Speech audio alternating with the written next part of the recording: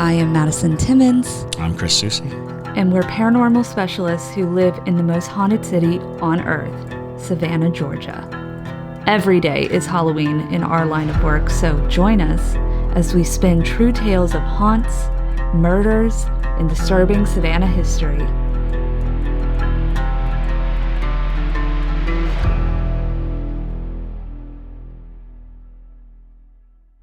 I'm Madison. I'm Chris. And welcome to the most haunted city on earth. Hello, and welcome back to another episode of the most haunted city on earth. My name is Madison Timmons. I'm Chris Soucy. Hold on 1 second. And I'm JT Timmons. Oh, God. Why'd you say it like that? Because I'm trying to figure this out. Something's happening. Yeah, well, you know, still JT has more buttons to press. Okay. More buttons to press. Lots of buttons. So many buttons. Yes. Okay. Lots of buttons. But it was the fact that you said it, and I'm JT Timmons. And it's like, JT Timmons. Oh, God. Ooh, what secrets does JT have? Lots, apparently. Yeah, You know? many secrets. Minio secret. So today's episode is a bonus episode, is what we're going to call it, because we are in between seasons, but we couldn't disappear for our break without letting y'all know. That there's going to be a break. There's a break that is happening. And you're in the middle of it. Ooh. Ooh, the call is coming from inside the house. Honestly, one of the scariest moments in recent Horror film history. Yeah. Super creepy. But anyways, the point is that one, today we are doing Ghostmail. Two, yes, we are indeed going to be taking a 2-week break. We'll be returning back on August 12th, I believe. Yes, Saturday, August 12th. That's it. So just literally, you guys are listening to this now. The next Tuesday, Saturday, you won't get one. Then the Tuesday after, and then boom goes Dynamite. We'll be up and running on for season 5, episode 1, and we are going to be live streaming publicly. Mm-hmm. So that's going to be very fun. So join us for live streams, and we'll have Parajunkie live streams also. So don't worry, Parajunkies, we're still going to be doing that. But yeah, it's going to be super fun. Season 5, we have a lot planned. And Madison, do you want to go into what we have planned for what we're doing during our break? Yes. So the thing that we are doing that will be preoccupying our time a bit is we are making a short film. And that short film actually was inspired by a story sent in from Ghostmail. Yes. Everybody's favorite. And that was the story of the woman with the mismatched fingers. Oh, yeah. It was such a creepy story that we were like, I bet we could turn this into something horrific. And that is what we're doing. Yes. So. Yes, it's true.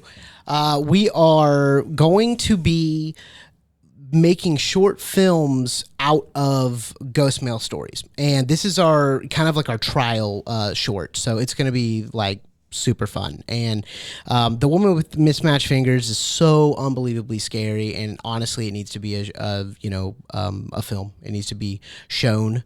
And so the claws are actually getting made as you listen to this episode. So yeah, it's gonna be really, really great. So we will be doing a live stream for Parajunkies on August 6th of the film set, August 6th of the film set, and they're gonna kind of see how we're doing it. And it's going to be super fun, and it's going to be a good time. And then if everything works out with this one, which I believe it will, and people love it, then we are going to be making Ghostmails into short films. Yeah, and it's going to be awesome. It's exciting to do another short film.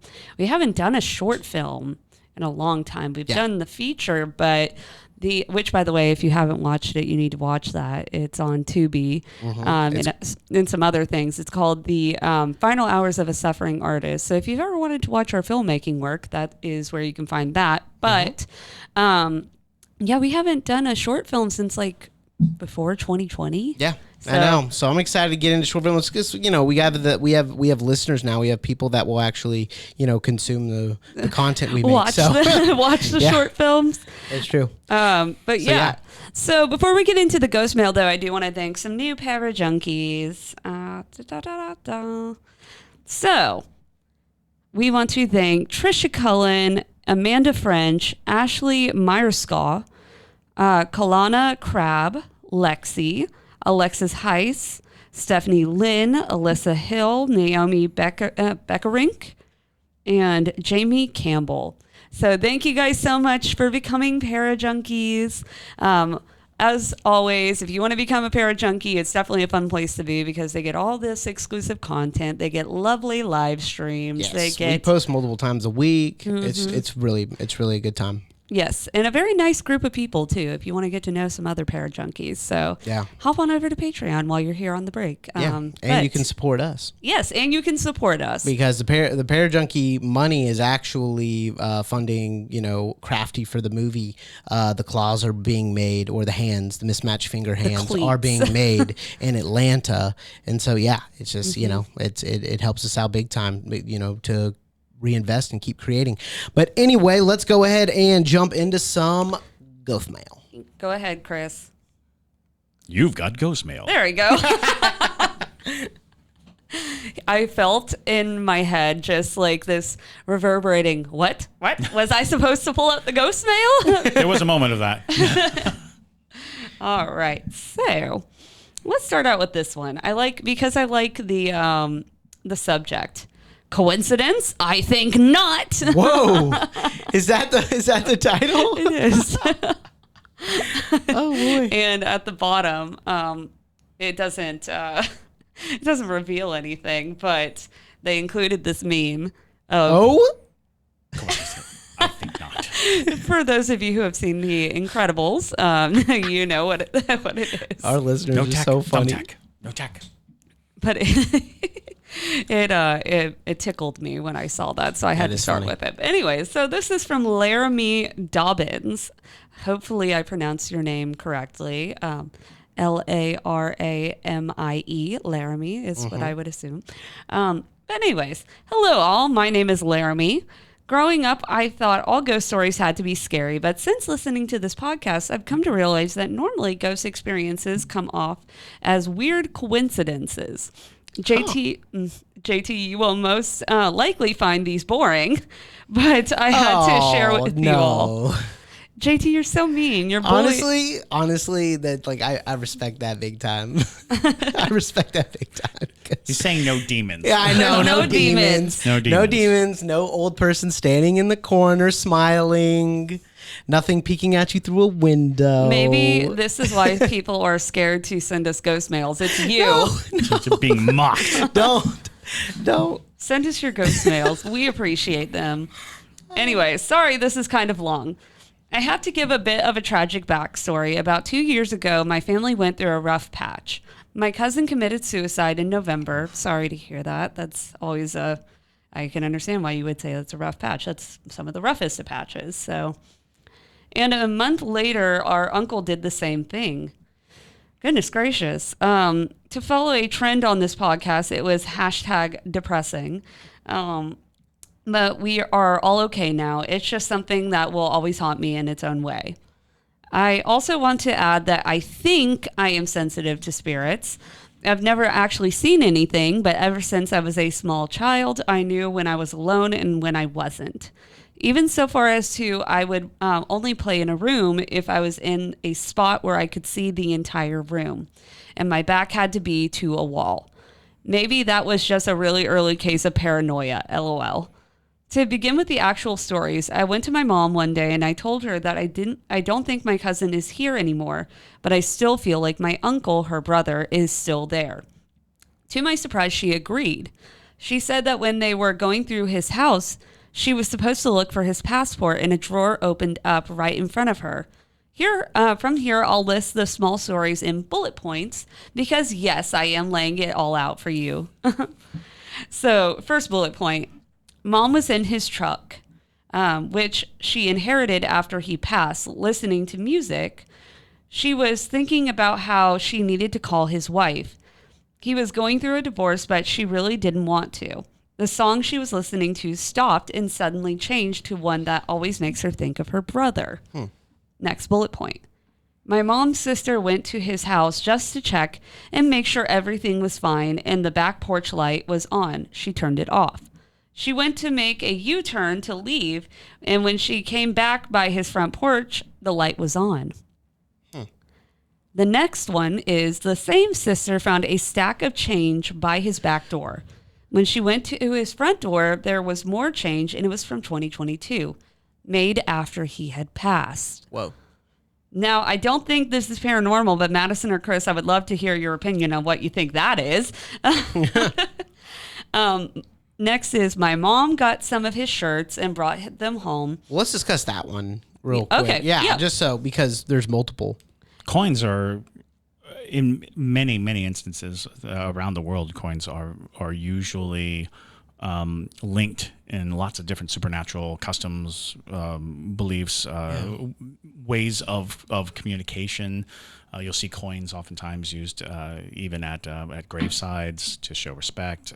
So it's intriguing. It could be living people coming and paying some kind of personal homage to place the coins at the house. But yeah, coins are when they show up, it's oftentimes because coins are usually associated with fortune, with luck, and things of that nature, good passage. So hopefully that's the connotation of finding stacks of coins or finding coins. And remembrance / memory. Oh, yeah. You know, absolutely. like, because if you think about from a metal detecting standpoint, the coins are like the ultimate find. It's one of the ultimate finds. Oh, absolutely. Like just old coins. And sure, a lot of that could be for fortune, but I think a lot of it is like, you know, these coins are super cool. Oh, and fortune just by to luck, hold not money. something. Yeah. Oh, okay. Not yeah. not, But not also wealth. I mean, like, but also you know, wealth. I mean, to a certain degree. Good luck. Good. You know, yes. For sure. Like fortune all around. Right. Yeah, fortune all around for sure. But yeah, I don't know. It's just like, you know, we hold coins to a really, really high regard, and I feel like Well, yeah, that's how they became. You know, the things that we hold in high regard oftentimes become the things of supernatural density. Yes. You know, That's what I was getting the more to. that we value something when it comes back and shows itself. I have a very cool Chinese luck sword that is just basically made of coins. It's coins that are That's cool. bound together. I know. In Now the we need a shape, photo of that. in the shape of a sword. Yeah, I'll bring it in because it's only like this big. So We'll have a show and tell. a show and tell. Chris will bring all of his swords, but But stop bringing in the swords one at a time. you know, that's actually my go-to when I go to visit someone's grave or things like that. You guys have seen it whenever we do, you know, graveside. Well, the Parajunkies have seen it. When we do graveside mobile podcasts, I'll leave coins.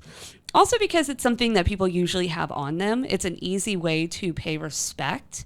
And something you can carry around with you. So I find that a lot of people tend to lean towards the coin side, but interestingly, though, something that traced through my head is that it seems like your uncle, if that is who the spirit is and all that, seems to be a very physical spirit. It's true. And opening drawers. Yeah, to opening some extent. drawers, you know, is able to move things. That seems to be the way that he likes to communicate. Sure. So part of me wonders. Changing radio stations. All of Right. that is physical. And so it makes me wonder if these weren't coins that were left at his grave that are showing up at his door. That would be interesting. That is possible. And that's why they are... He's collecting the respect. Exactly. That's interesting. And Wow.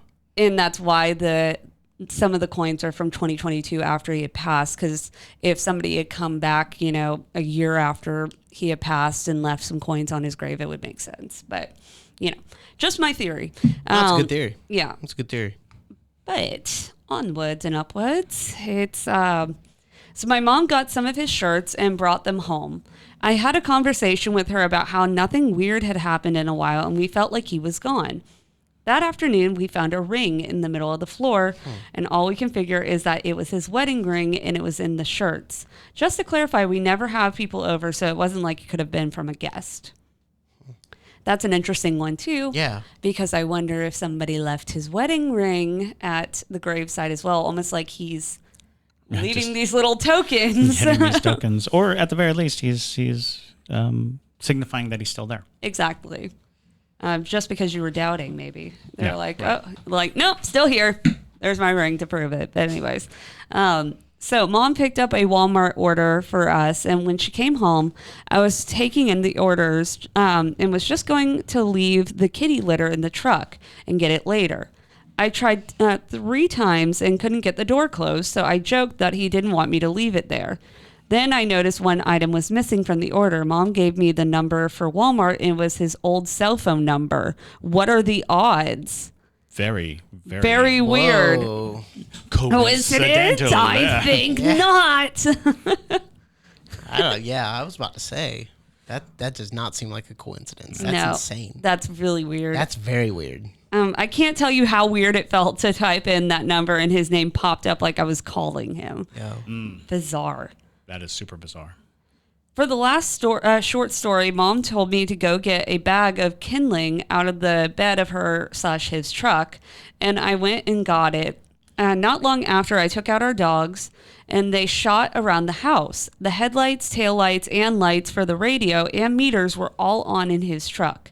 The next day, the battery was completely dead, and this is the second time this happened. Oh. Again, sounds like he's a very physically active spirit, not like working out physically active, but like I said, like he likes to use objects to convey communication, which every spirit has their own way of doing it. That just sounds like it's his.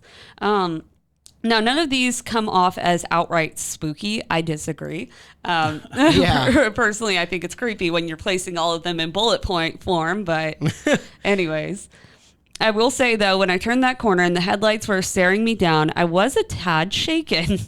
Sure. But it comes to a point where you have to be like, that's just too many coincidences. They all surround his siblings, his truck, and his home. I'm interested to hear your take on all of this. I'm beginning to feel like the guy from The Incredibles. I'll insert the meme for reference. Coincidence? I think not. I wonder if it has to do with how recent the death occurred. Yeah. Well, and there's an interesting through line too of maybe opening conversation with him, speak to him, because it sounds like, and especially with like turning all the lights on in the truck, the places that he'll have the ability to communicate, the attachment to the truck is stronger than anywhere else. So the idea being, if you acknowledge him, he doesn't have to do those things. But he is still, the fact that he's still doing those things means that, and suggests that he still has presence. Yeah. So just throw him some attention every now and then out loud, direct attention. And that can stave off some of these occurrences, but it also conserves his energy so that he's not expending it all in trying to get attention. Right. And allowing for a peaceful transition, but also if somewhere down the road, more important messages have to come through, they can. So that's kind of my take on it is he might be dwindling because, when you're very fresh, moving things, doing things, being very present in people's minds and in all of that. But as time passes, those spirits oftentimes find themselves feeling relinquished. And maybe they're not ready, so you kind of give them permission to be around, so that they're not like rattling things or trying to make you notice them. You can say, "I know you're here," or if you're here, I acknowledge it. So call out their name out loud. It helps, and this is true of anybody who's having like more disturbing ghostly encounters. Oftentimes talking out loud to the spirit is a way to diminish some of the activity, or at least focus it, so that you're not constantly being surprised by it, or it's not happening because they're like, I'm here, pay attention to me. Go ahead and give them the attention right off the bat, and that alleviates the pressure for them to get your attention. I turned my whole family on to that concept a long time ago, especially when we stay in places that are said to be haunted because my parents don't want to experience the spirits. I'm like, just talk to them. And you can just say what you're doing. Because a lot of times it's just that curiosity. Mm-hmm. You know, the spirit is like, well, what you doing? What's going on? Here, let me click. What are you doing? So you say, I'm here for, vacation. I'm just here to do a little work. I'm here for, we used to do that at the Savannah Theater. We'd call out to the ghosts and just be like, we're here for rehearsal. You don't want any trouble. Just here for rehearsal. Like, get off the ghost light. Don't mind us. But yeah, so my thoughts kind of are, I think when you think about spirits in general, one of the top reasons that spirits hang around is unfinished business. And a part of it makes me feel like because it's so focused around your family, and like things that were very closely associated to him, it sounds to me almost like he feels this responsibility that he needs to help you through the mourning process, because it's still especially given the nature. Exactly. And maybe one day when the I mean, obviously that mourning sensation, that feeling of missing someone is never going to fully go away, but it does get easier over time. Mm-hmm. And it's almost like, at least what I'm getting from it, is that he might be trying to constantly be showing you that he's still around, that it's almost overkill, where he's trying to be like, I didn't leave you, I didn't abandon you, and hopefully that you don't take that in a bad way, but it's hard to express when it comes to situations like this, especially. But you don't want to be presumptuous. Yeah. About the nature of certain spirits and the nature of certain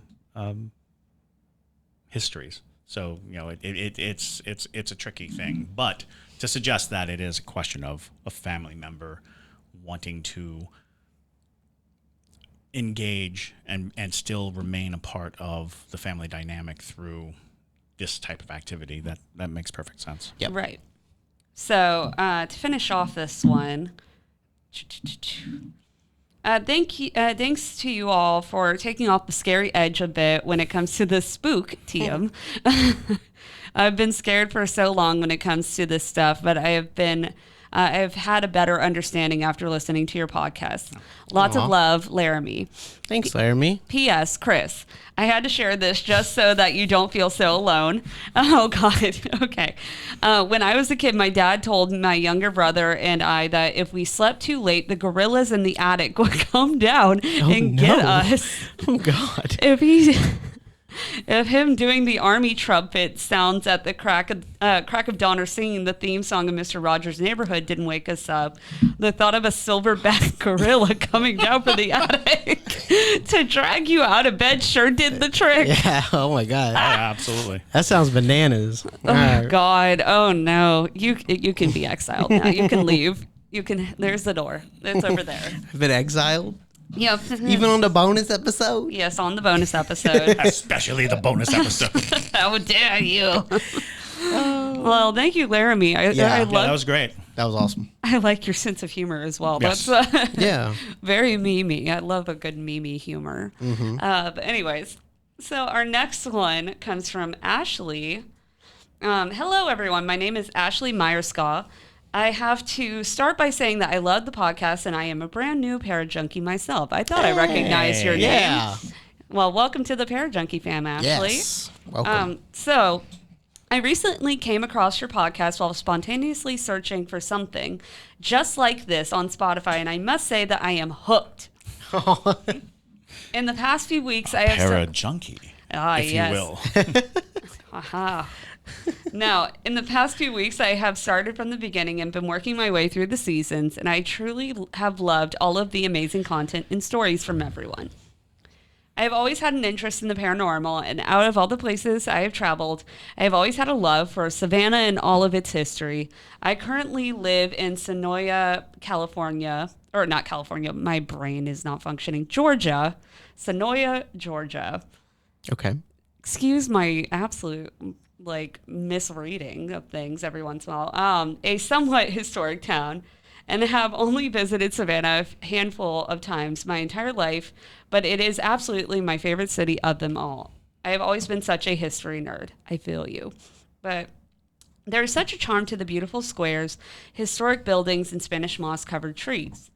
In October of 2020, I hosted a bachelorette weekend for my best friend in none other than Savannah. Woo! During our weekend, we booked a ghost tour with Ghost City Tours, after dark, of course.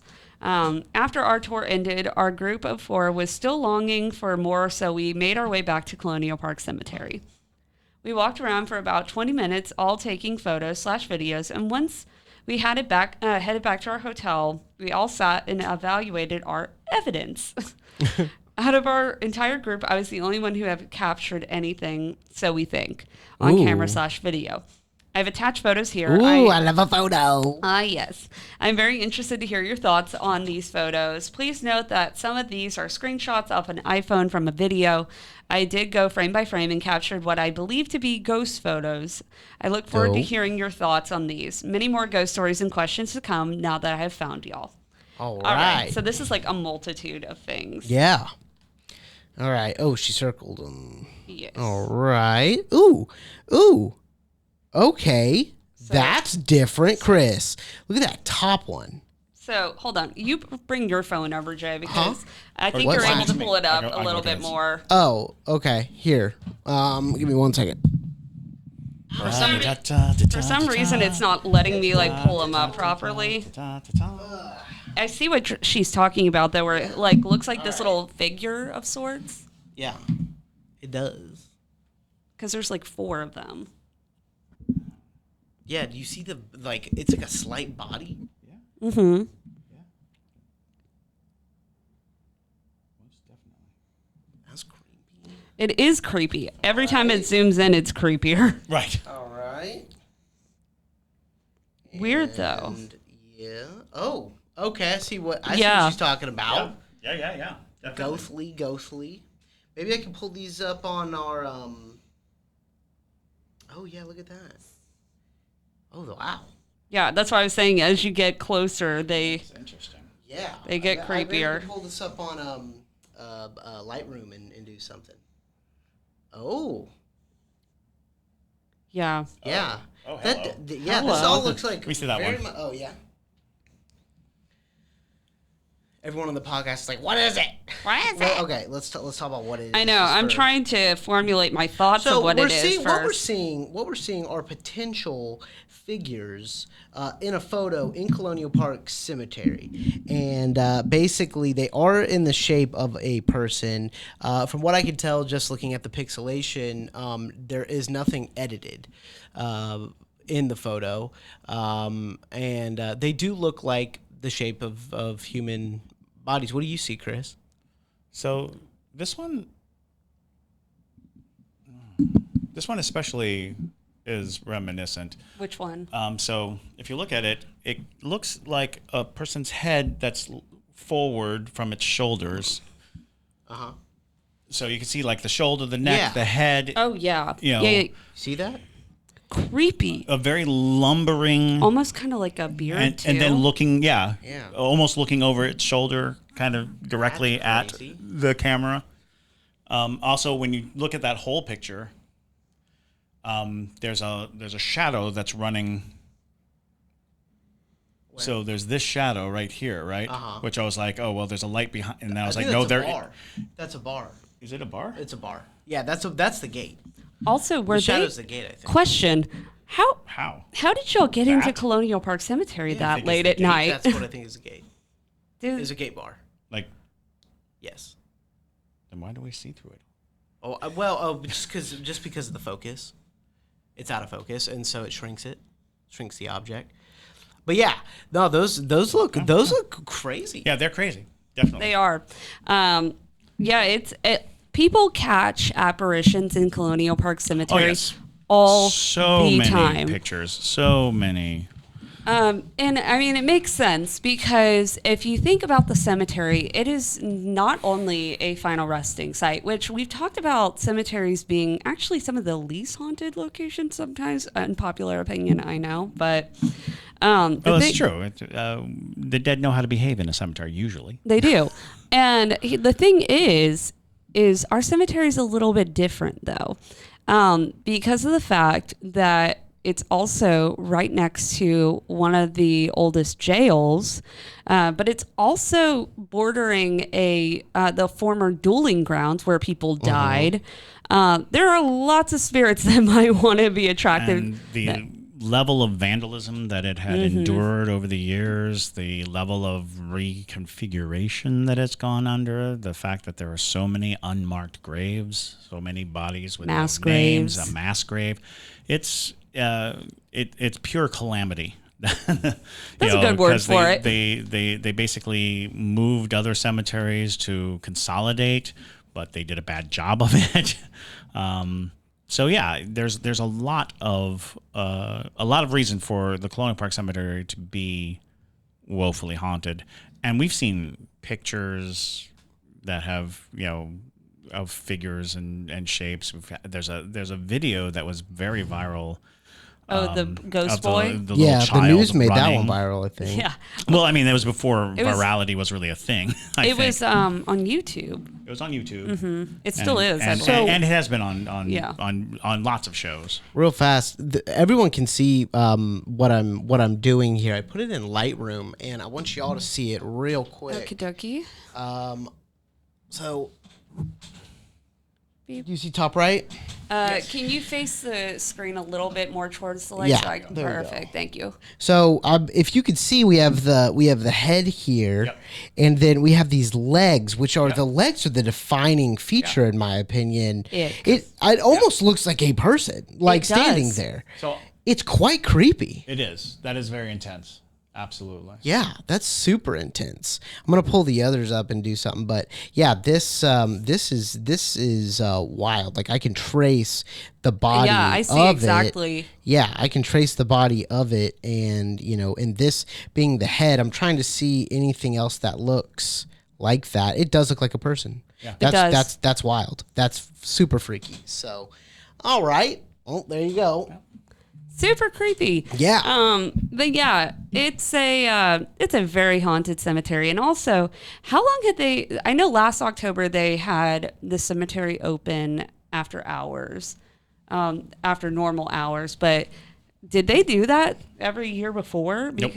So okay, Ashley, I'm not trying to incriminate you, but how did you get into the cemetery that late? Because there were like photos on the walkways and stuff, and I'm very confused, Ashley. Well, I was thinking that might be just at the end of the rock, and your hands might be through the. Sure, I was just like gate. Bizarre. Although I had noticed, and if you follow Eni at all, she has gone by the cemetery a few times this past month at like 11 at night, and the gates are wide open. Ooh, Really? Yeah. And does she go in? No. Oh, okay. She's like, I'm not supposed to do that. Yeah. But I mean, it's fascinating to walk by late at night and see those gates open. They're supposed to be closed from 8 p.m. to 8 a.m. And so, it's very weird and can be very unsettling. Oh, yeah. I lived here at a time when the gates weren't locked at night. And that was just a bad choice because it needs to be. It needs to be. People are callous with history. And actually in the 90s there was a mass animal dump in the cemetery. That's a nice way to say it. Chickens, dogs, cats, all kinds of animals were just taken care of in the cemetery. A goat. A goat. Mm-hmm. And it was, a jogger coming through was just like squished on some animals and was like, oh no, what's this? I Always a believe jogger. She was a historian too, if I remember it correctly. She was some type of person that like would genuinely care about the upkeep of the cemetery. It was pretty nightmarish, to be sure. Nobody wants to step in goat squish, so But anyways, I'm gonna find the photo of the big man. That's the one I wanna stand where she's Which one? standing and just make sure that there's nothing there. The one that you saw that I Okay. showed you up there. It looked like she was on Oglethorpe. I actually have a story about a figure that people used to see right there Yeah, that's at unbelievable. the fence. And actually, they'd say that he was holding the fence like Ooh. this. Yeah. Well, so interestingly, if you go to what would be the southwest corner of the cemetery, that is a spot that a lot of dogs absolutely lose their minds next to. My dog's not in particular. I find it's every person who's ever told me about an experience, when it always happens in the same corner, too, they're always rescue dogs that have trauma. So basically, the first time I heard about this, I was with a coworker who had this really sweet German Shepherd rescue dog. And basically he was telling me about how this dog, she is like the kindest little thing ever. She doesn't ever like bark. She doesn't snarl at anything. Usually pretty tame. They walk past the cemetery every single night on their loop. And so one evening they had just started their walk and they have to pass that southwest corner. And the second they hit that corner of the cemetery, she stops in her tracks, stares directly into the cemetery, and starts baring her teeth, drooling. And he said making sounds that he's never heard a dog make in his life. Ooh. And he had to practically drag this giant German Shepherd away from it. And the second that they got away from the cemetery, she stopped, went back totally to normal. And that is not the first time I've heard that story. Well, that was the first time I had heard the story, but it's not the last time I've heard that story. Yeah. It's a pretty common story. And that southwest corner, I believe, there's a story of a police officer being beaten to death right in that corner. But there's also a very long-standing, if people walk their dogs around or through, people hearing a child ask for permission to pet the dog. It's usually, they think it's a little girl who says, "Can I pet your dog?" And then they turn around and they look and they can't find anyone. I knew a guy who had a dog on the dueling grounds, walking on the dueling grounds, and his dog very abruptly stopped and then sat. But in that way that when you tell a dog to sit, it's a very abrupt kind of motion where the dog is responding definitely to somebody saying sit. And he was like, he had never seen anything like that, but his dog was like transfixed, looking straight up as if someone were standing right there in front of the dog. Wow. Yeah. Well, yeah, it's This creepy. photo, when I bring the contrast, can y'all see it? I bring the contrast down. Watch as I bring it up and down, just slightly. You can really see the figure right about it has, like, there. a Phantom of the Opera mask on. Yeah, it's weird, yo. It's weird. really creepy. It's super weird. Well, and those fences are huge. Yeah. Well, it depends on which side they're on, I should say. Yeah, Oh, yeah. Depending on where that picture is taken. for sure. Anyway, all right. On to the next ghost mail. Yes. So this one comes from... Yeah, thank you, Ashley. Yes, This thank is you, Ashley. This is super Yeah, interesting. we'll be doing deep dives on those pictures Yes. for a while. So this one comes from Fernanda Vasquez. Hi, guys. I love the podcast. Y'all save me from listening to 5 hours of kitchen noise at work. So you're welcome. That's not a fun noise. So I'm glad you fill your ears with us instead. So thank y'all for that. LOL. So I was in high school when this dream happened and it terrified me. I don't remember all of it, but I do remember being in a dim lit room and there was a mirror on the wall. Oh boy. I remember looking at the mirror and there being a humanoid creature that looked like it was wrapped in gauze, had black holes where the eyes should have been, and had crazy looking razor sharp teeth. If you've ever seen the picture of the Russian sleep experiment, that's Right. kind of what it looked like. That's exactly what I pictured. Oh, boy. And if you haven't seen the Russian sleep experiment person, JT, you can insert a photo here, or Debria. Yeah, I was about to say Debria's cutting this one. Yeah, Debria, insert a photo right here. She'll love that. I don't know if she knows that. Yeah. And we apologize in advance for looking at it. Yes. And so, She's usually editing these all alone, so that's going to in be our nice. haunted Yeah. bay. Yep, It's yep, yep. coming for you, Debria. It's coming for you. The creature also had super long fingernails. Dabria. She's so afraid right now, like listening to this right here. I just hear she's her. like, no. She's like, I'm a good person. I'm a good person. We know, Dabria. That's why we're coming. So it had super long fingernails, and I remember it screeching and clawing out the other side of the mirror like it was trying to get out and get to me. I was frozen with fear, and I remember it was hard to wake up. I eventually did wake up, and I was sweating and shaking out of fear. This dream scared me so badly that I made my mom sit in the room with me until I could fall asleep, and that next night. I was probably 16, but I needed my mom there because it scared me so badly. Thank y'all for reading my ghost mail, and I hope y'all enjoyed. Oh boy, that's terrifying. Yeah, horrifying. Absolutely. What could that have been? So, dreams are always hard to interpret. Yeah, because it can be something paranormal, but it also can be, unfortunately, our brains sometimes work in ways that make no sense. Translating things that do not need translation. Exactly.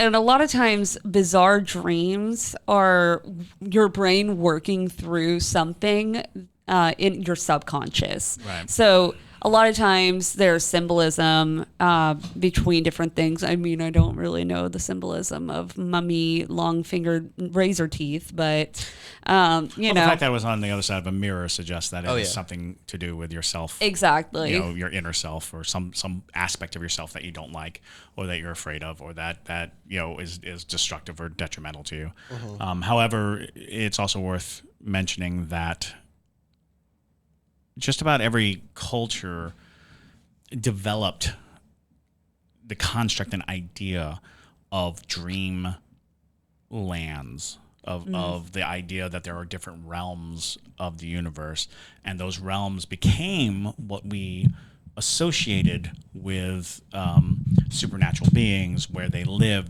the other realms and planes of existence, of things like that, and that dreams were in fact a way to kind of either traverse them or at the very least get a look at them. And it's possible that the very concept, because in a lot of mirror lore, mirrors are barriers between two realms. It's where the realms come closest together, and this dream could have been a warning that you are very close to a membrane, to a very close place where something is trying to get through, and just giving you that heads up, telling you, oh, by the way, pay attention, there's something close nearby.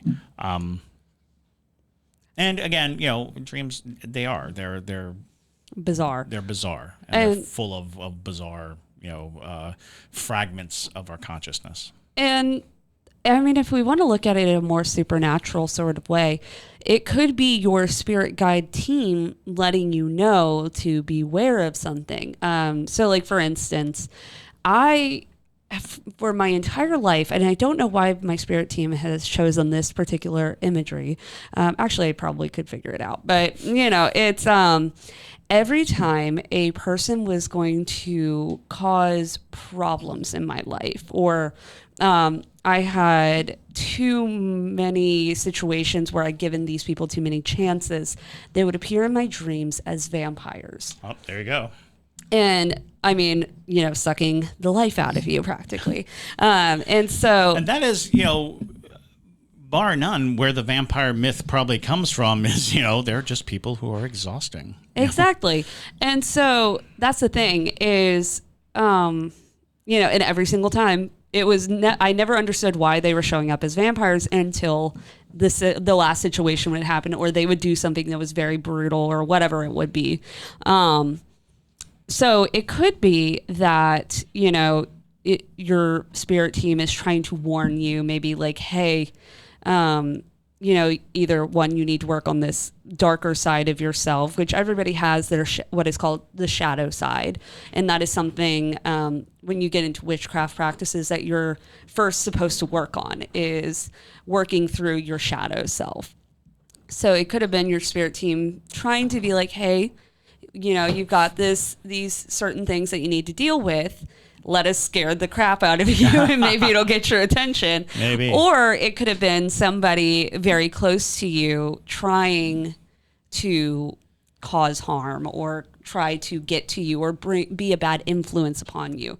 You never know. But at the same time, I just recently had a terrible dream, woke me up, shook me out of sleep, and it was my wife wanted to cosplay as Sailor Moon. Oh, no. And I was telling her I could not dress as Tuxedo Mask because I would look like the Penguin. And people would think that Sailor Moon was dating the Penguin because I do not look anything like Tuxedo Mask. Now, here's the thing. I've never watched Sailor Moon. I know nothing about Sailor Moon, but I knew who Tuxedo Mask was. I understood that was what was going on. Was the argument was that I didn't want to dress up like Tuxedo Mask. I don't think that really is delving into anything deeper than, just weird. Just weird fragments floating through my brain. Did Sushi ever watch Sailor Moon? No. Weird. Yeah. So bizarre. Maybe this is Megan implanting dreams into you. Maybe Megan has a secret desire to be. We were in New York, and Sushi was at Broadway Con, and someone cosplayed as Sushi. Oh, that was cool. Super cool. My kid had a cosplayer, so that might have been like the germ of it. But sure. Yeah, it was just odd. Interesting. Sailor Moon's gonna get you. Sailor Moon's gonna get you. Tuxedo Mask is gonna get you. So, thank you guys so much for listening to today's Ghost Mail. If you have a ghost story that you want to send in to us, make sure to send it in. We love reading them. We love doing this little segment. So you can send it to us at ghostmail@hauntedcitypodcast.com. You have 2 weeks of free time from listening to send us your ghost stories. Craft your finest ghost stories and send them in. Yes. So thank you guys again. I hope you have a wonderful 2 weeks break. Catch up on some episodes. Maybe join us over on Patreon. But with that, my name is Madison Timmons. I'm Chris Soucy. And stay spooky, y'all.